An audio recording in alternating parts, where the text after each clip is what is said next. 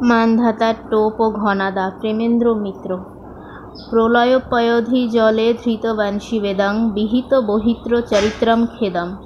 প্রথম মহাপ্রলয়ের বন্যায় সমস্ত সৃষ্টিকে যিনি চরম বিলুপ্তি থেকে রক্ষা করেছিলেন, সেই মৎস্যাবতারের যথার্থ পরিচয় বিজ্ঞান কি আজও জানে? সেই মৎস্যাবতার স্বয়ং যদি আদি মনুর রক্ষক হন, তাহলে একমাত্র মান্ধাতার টোপি কি তাকে ধরবার যন্ত্র নয়? কে সেই আদি মৎস্যাবতার? মান্ধাতার টোপের রহস্যই বা কী? এসব অতল রহস্যের মীমাংসা যথাস্থানে ও যথাসময়ে হবে আশা করে আর কেউ নয়, স্বয়ং ঘনাদার বিরামহীন আলাপন এবার শোনা যেতে পারে বোধহয়।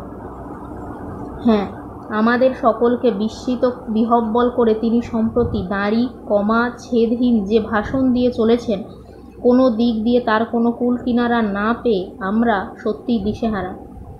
বোঝা সোঝার চেষ্টা না করে সেই কলস্বর প্রবাহে ভেসেই না হয় যাওয়া যাক। ঘনাদা বলে যাচ্ছেন, তা আমার কাছে কেন? শার্লক হোমস না হয় নেই, কিন্তু অ্যারিকিওল পোয়ারোর কাছে গেলেই তো পারতেন। আর তাও না পেরে উঠলে পেরি ম্যাসনকে ভুলে গেলেন কেন? বলতে গেলে সারা দুনিয়া তন্ন তন্ন করে খুঁজে ভূমধ্যসাগরের এই নিতান্ত ক্ষুদে আর তখনকার প্রায় অজানা নির্জন দ্বীপে ভাড়া করা জেলে নৌকোয় কোনো ক্রমে যারা আমার সন্ধান করে এসে নেমেছেন, তাদের মুখে প্রথমে কোনো কথাই নেই।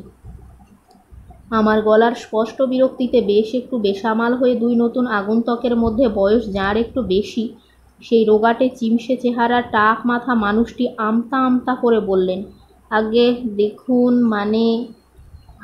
দেখুন অর্থাৎ কি না, মানে ওসব বুকনি ছেড়ে দিয়ে একটু ঝেড়ে কাশুন দেখি।